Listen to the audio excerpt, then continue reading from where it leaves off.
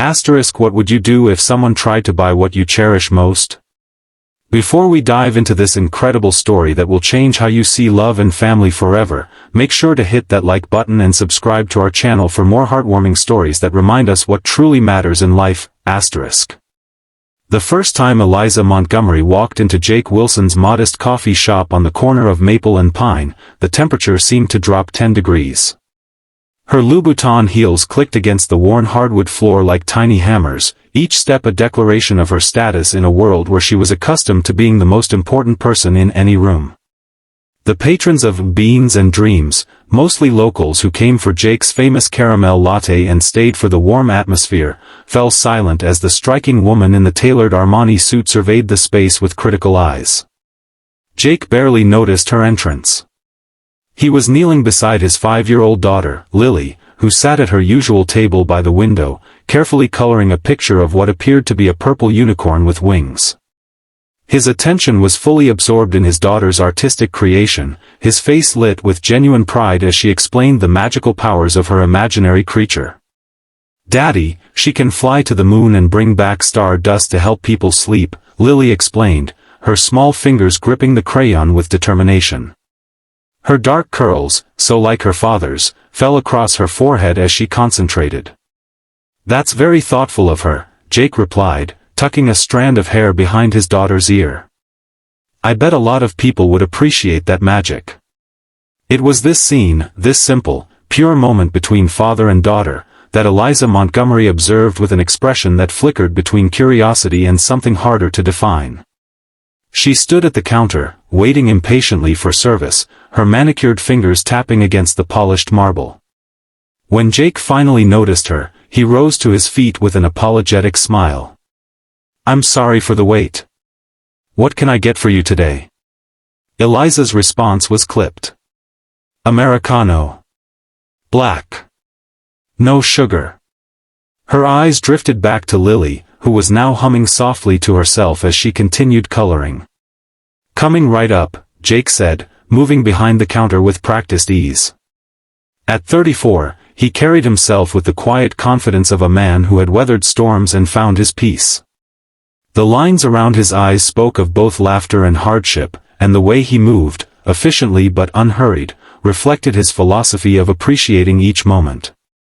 As he prepared her coffee, Eliza watched him with the calculating gaze of someone accustomed to assessing value. "Your daughter," she said abruptly. "She's quite beautiful." Jake's hands stilled momentarily before he continued working. "Thank you. Lily is my whole world." "No mother in the picture?" The question was direct, almost invasive. Jake's expression remained neutral, though something flickered in his eyes. "It's just the two of us," he replied, sliding her coffee across the counter. Eliza took the cup without thanks, paid with $100 bill, and waved away the change. "Keep it," she said dismissively, as if the amount were insignificant, which, to her, it was. Before leaving, she cast one more long look at Lily, then at Jake. "Interesting," she murmured, more to herself than to him, and then she was gone in a cloud of expensive perfume. Jake thought little of the encounter until Eliza returned the next day. And the day after that. Each time, she ordered the same drink, watched Lily with the same intensity, and left an extravagant tip. By the end of the week, the staff had nicknamed her the Ice Queen, a title Jake discouraged despite his own unease about her interest in his daughter. On her 7th visit, Eliza arrived as Jake was closing up. Lily was already asleep in the small office at the back of the shop, curled up on the sofa that had seen her through many late evenings when babysitters fell through or when Jake simply couldn't bear to be apart from her. "We're closed," Jake said, not unkindly, as he wiped down the last table. Eliza ignored his statement. "I'd like to speak with you privately, Mr. Wilson." She placed her designer handbag on the counter and extracted a business card. Eliza Montgomery, CEO of Montgomery Innovations. Jake recognized the name immediately. Montgomery Innovations was a tech empire valued at billions, known for revolutionary medical technology and, more recently, for its controversial forays into genetic research. Eliza Montgomery herself was a fixture in business magazines and tabloids alike, the ruthless genius who had tripled her family company's worth in just 5 years, and whose personal life was as meticulously controlled as her business ventures. "What can I do for you, Ms. Montgomery?" Jake asked, accepting the card more out of politeness than interest. Eliza's gaze was direct, her voice matter-of-fact. "I want a baby." Jake blinked, certain he had misheard. "Excuse me?" "I want a baby," she repeated, as if stating she wanted another coffee. "More specifically, I want your daughter." The silence that followed was absolute. Jake's expression transformed from confusion to disbelief to a cold anger that made even Eliza Montgomery, a woman who negotiated billion-dollar deals without breaking a sweat, take a small step back. "I think you should leave," he said, his voice dangerously quiet. Eliza raised a hand. "You misunderstand me. I'm not suggesting anything illegal. I'm proposing an arrangement. A business transaction, if you will." "My daughter is not for sale," Jake said, each word precise and final. "There is no arrangement to discuss." But Eliza Montgomery hadn't built an empire by accepting rejection. $5 million, she said. Tax-free. Enough to secure Lily's future, her education, her every need and want for the rest of her life. Jake's laugh was hollow. "You really don't understand, do you?" $10 million, Eliza countered, interpreting his response as a negotiation tactic. "Plus a position for you at Montgomery Innovations with a salary that would make your coffee shop income look like pocket change." Jake moved to the door and held it open. "Ms. Montgomery, I don't know what kind of person you think I am, or what kind of world you think we live in, but let me be clear, there is no amount of money that could ever, make me consider what you're suggesting. Now please leave before I call the police." Eliza didn't move. For the first time, a flicker of genuine emotion crossed her face, frustration, yes, but also something that might have been desperation. "You don't understand my situation." "And you don't understand mine," Jake replied firmly. "I'm a father. That's not a job or a title or a role I play. It's who I am. Lily isn't something I have, she's part of who I am. There's no transaction that could change that."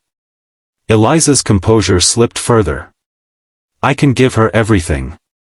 The best schools, travel, opportunities you couldn't dream of providing. Except you," Jake said quietly. "You can't give her you." The words seemed to strike Eliza like a physical blow. She stared at him, her perfectly composed facade cracking to reveal something raw and wounded beneath.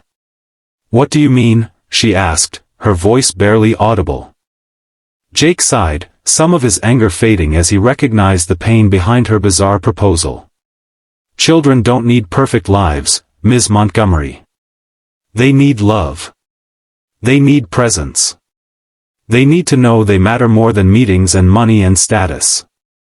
I work 60 hours a week in this shop, and sometimes Lily has to sleep on that old couch in my office, and we eat too much mac and cheese because it's cheap and she likes it. But every night, I read her a story. Every morning, I braid her hair. When she cries, I'm there. When she laughs, I'm there. That's what she needs, what any child needs." Eliza remained silent, her eyes fixed on a point beyond Jake's shoulder. "Why do you want a child, Ms. Montgomery?" Jake asked gently. The question hung in the air between them. When Eliza finally spoke, her voice had lost its commanding edge. "I'm 39 years old. I've built an empire. I've changed the world with my technology.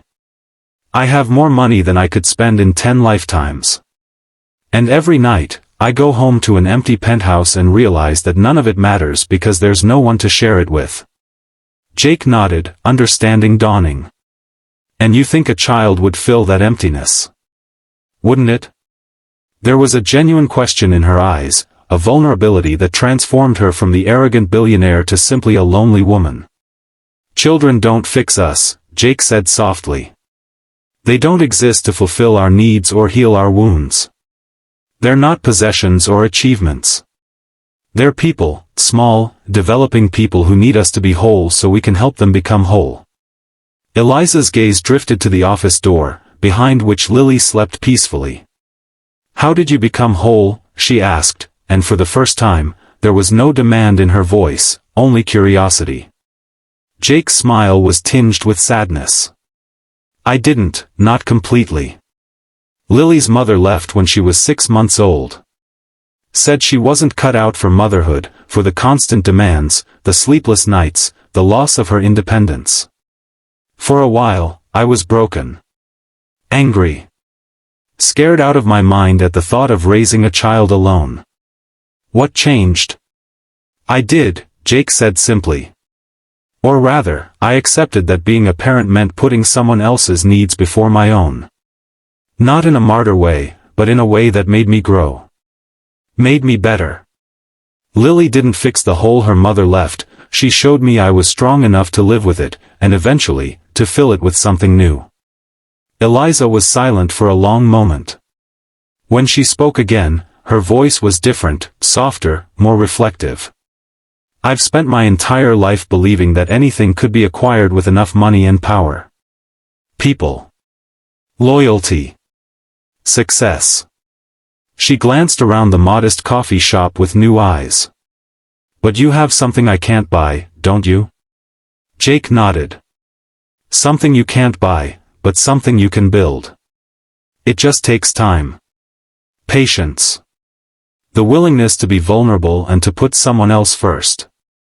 I'm not sure I know how to do that, Eliza admitted, and the honesty of the statement seemed to surprise even her. No one does at first, Jake assured her. It's learned. Practiced. Sometimes painfully. Eliza gathered her bag, her movements less certain than before. At the door, she paused. I'm sorry for my inappropriate proposal. I'm not accustomed to recognizing boundaries. Apology accepted, Jake said. And Ms. Montgomery? There are other ways to have a family. Ways that don't involve trying to purchase someone else's. She nodded once, sharply, then disappeared into the night. Jake thought that would be the end of it, a bizarre encounter with a troubled woman who would move on to some other solution for her loneliness. He was wrong. Eliza Montgomery returned to Beans and Dreams a week later, but this time, she didn't order coffee. Instead, she asked if she could volunteer at the children's reading hour Jake hosted every Saturday morning. Her request was met with skepticism, but something in her eyes, a new humility, perhaps, convinced Jake to give her a chance. The Eliza who sat cross-legged on the floor, reading Where the Wild Things Are with different voices for each character, bore little resemblance to the imperious CEO who had offered to buy his daughter. The children were initially wary of the elegant stranger, but by the end of the story, they were clustered around her, asking questions and offering their own interpretations of the tale. Lily, ever the diplomat at 5 years old, presented Eliza with a drawing afterward, a stick figure with long yellow hair standing beside what appeared to be a book. It's you, she explained seriously. Reading us stories. Eliza accepted the drawing with hands that trembled slightly. Thank you, Lily. I'll treasure it. Over the following months, Eliza became a regular fixture at the reading hours. She arrived in progressively less formal attire, eventually trading her designer suits for jeans and sweaters that still probably cost more than Jake's monthly rent but represented a concession to practicality. She learned the names of all the regular children, remembered their favorite books, and once brought a professional puppeteer to perform a special show. Jake watched this transformation with cautious interest. He never left Eliza alone with the children, and he remained guarded in their interactions, but he couldn't deny the genuine change he was witnessing. The Ice Queen was thawing, revealing a woman who laughed more freely, listened more attentively, and seemed increasingly present in each moment rather than calculating its value. 3 months after her outrageous proposal, Eliza asked Jake to meet her for coffee, not at his shop, but at a neutral location. He agreed, curious despite his lingering wariness. They sat at an outdoor cafe on a crisp autumn day, the leaves turning gold and crimson around them. Eliza looked different, still elegant, still beautiful, but somehow softer around the edges. Less armored. "I've been seeing a therapist," she announced without preamble. "Twice a week since our conversation." Jake nodded, waiting for her to continue. "I've spent my entire life believing that control was the answer to everything. Control over my company, my image, my emotions, my future." She stirred her coffee absently. "My parents were distant, focused on the family business. Affection was conditional on achievement. I learned early that vulnerability was weakness, and weakness was unacceptable." "That sounds lonely," Jake observed quietly. Eliza's smile was sad. "It was. Is. But I'm learning that there are different kinds of strength." She met his eyes directly. "You showed me that, you and Lily. The strength it takes to love openly, to put someone else's needs first, to be present even when it's inconvenient or painful." "It's not always easy," Jake admitted. "No," Eliza agreed. "But it's real. More real than anything I've built or bought." She took a deep breath.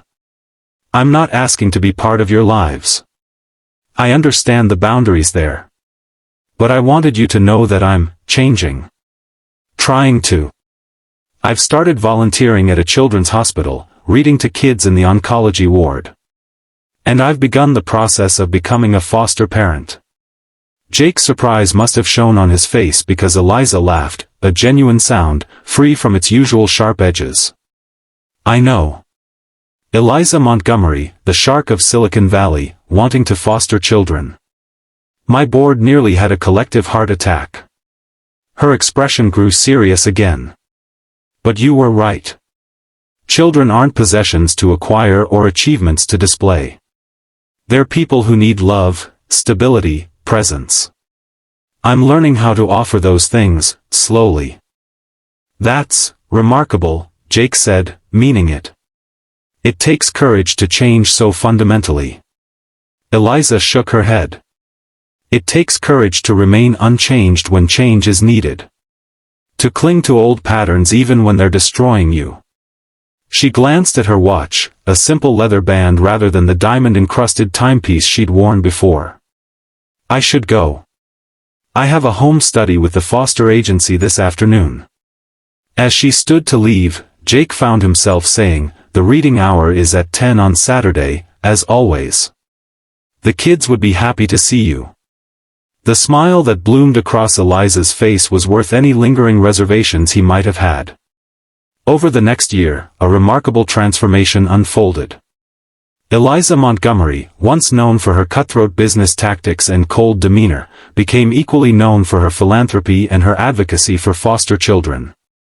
She established a foundation that provided educational support for children in the system, created a mentorship program that paired foster teens with business professionals, and eventually welcomed two siblings, 8-year-old Marcus and 6-year-old Maya, into her home as a foster parent.